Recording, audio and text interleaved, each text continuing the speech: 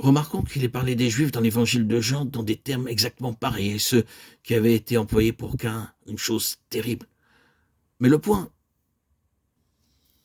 que nous devons saisir, nous et tout le peuple de Dieu, c'est que ce ne sont pas nécessairement ceux que nous appelons des impies qui sont représentés par Caïn, tandis que les hommes pieux, dans le sens le plus vrai du terme, seraient représentés par Abel. Nous trouvons ici dans une sphère beaucoup plus restreinte que cela. Il y a un Israël selon la chair et un Israël selon l'esprit. Nous approchons donc de Christ et des Juifs de son jour. Les Juifs adoraient et ils tuaient en même temps. Une combinaison terrible.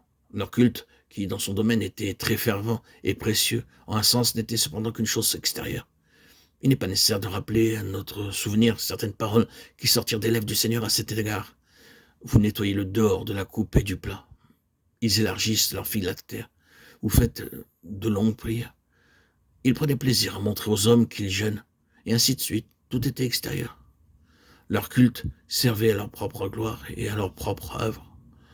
Lorsqu'ils adoraient, ils attiraient l'attention sur eux-mêmes, et faisaient ainsi de leur culte une occasion de glorification personnelle.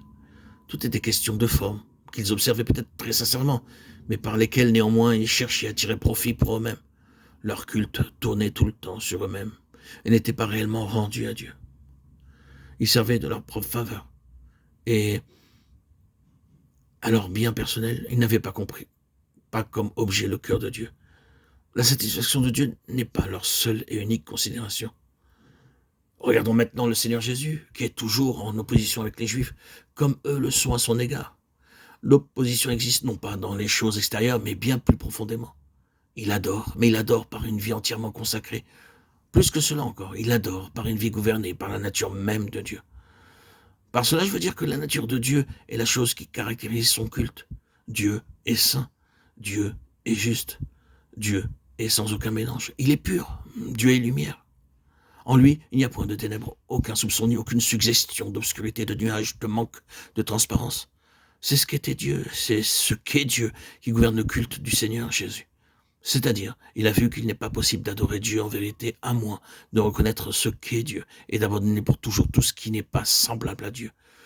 L'on ne peut s'approcher de Dieu pour adorer Dieu en apportant quelque chose d'étranger à Dieu, quelque chose de contraire à Dieu. Il faut adorer Dieu en vérité et faire sa sainte volonté et non la nôtre. Renoncer à nous-mêmes pour laisser la place à Dieu, le laisser s'établir en nous, vivre en nous. Ainsi, nous adorons Dieu.